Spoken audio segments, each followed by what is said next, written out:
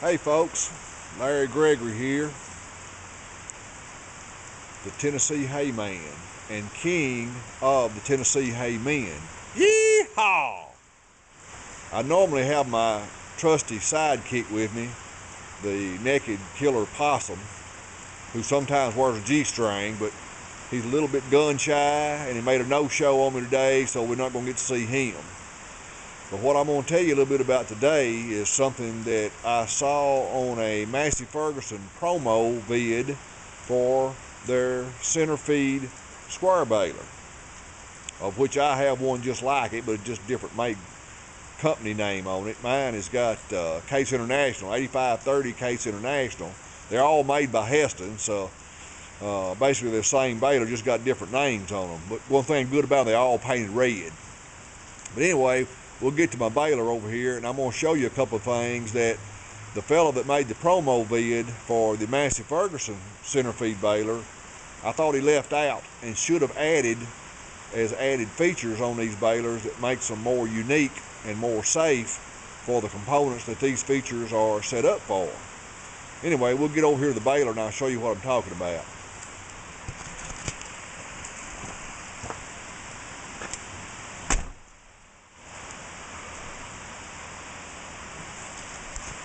Little plug for my roofing company there. That's what I do too. These center feed balers are very unique. Very nice balers. One good feature about these balers is they have 3 shear-pin systems set up in them. And each one protects a different function of the baler to keep from tearing something up if you hang something in the field that you don't want to go in these balers. And I'm going to show you these 3 features, these 3 shear pins that I've found on my baler and how they and what they work towards. First shear pin is on the needles. The needles are these little boys right here that when that bale reaches a certain size, which is determined by this little feature right here, when this reaches this, it trips the needles, which runs through the knotters and ties the bale. Shear pin number 1. If that needle happens to hit something in that bale, a rock, tree limb, stick of wood,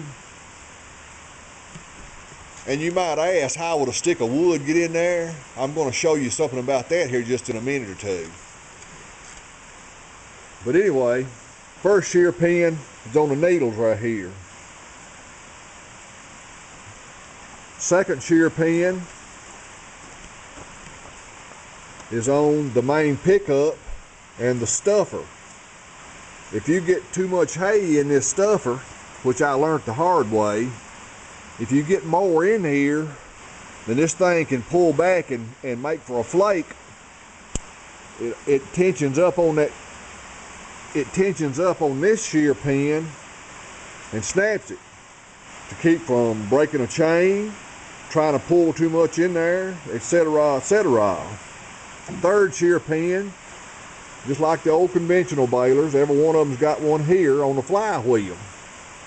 And this is the only shear pins that they have, to my knowledge, on the newer side-fed style square balers, or the old conventional style square balers. But anyway, there's my hay roller right there. John Deere makes the hay rollers.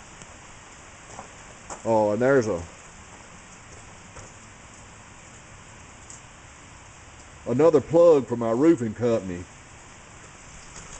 I've been roofing a lot longer than I've been farming this go round. I've been on a farm all my life, but that got kind of slightly deterred when TVA bought our place, and I had to quit till we could find another place, which is what I have here now, to do haying on.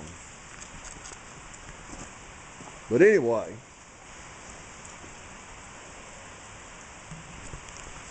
I was talking about wood or pieces of tree limbs or whatnot getting in your baler. Well, that first shear pin on the flywheel or on the stuffer might normally catch that, unless you got one of these center feed balers. Then you got one tough puppy right here. If we was baling hay in a field one day back a couple of years ago, and I was helping the guys get the hay up off the ground, the hay men, I got a bunch of hay men around here that helps me out. Youngsters still in this part of the country will work. But I grabbed this bale of hay, and it had a hard piece of 2x4 sticking out of it. And I said, well, where'd this come from? Well, I'm going to show you this 2x4 that went through my baler and got cut in two twice.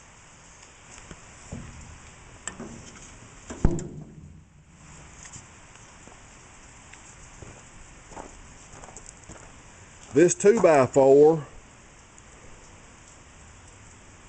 that end didn't get cut. That was the factory end, but you can see the little red paint on it right there. I don't know if you might be able to tell it in this video.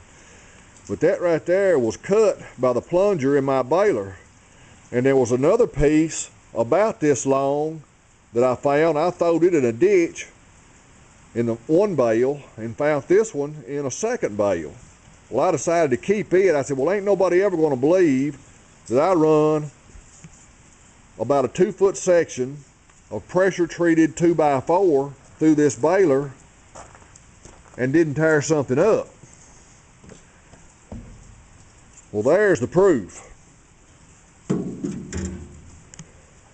that these balers will take a licking and keep on ticking. Now,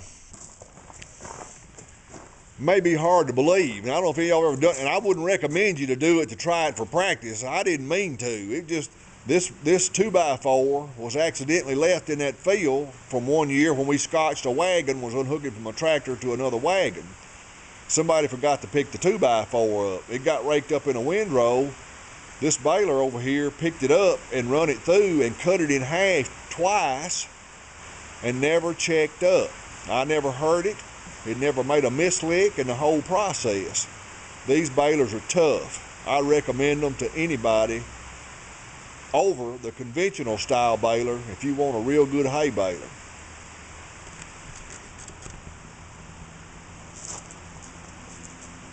And I pull it with this tractor, JX90, Case International, 2008 model. Does a pretty good job with it. Well, that's all I have for today. If I find out something else I think I need to make a vid out or point something out about these balers that y'all might be interested in, I'll cut you another one and put it on here. Larry Gregory, hay man from Tennessee, king of the hay men. Yeehaw! Signing out.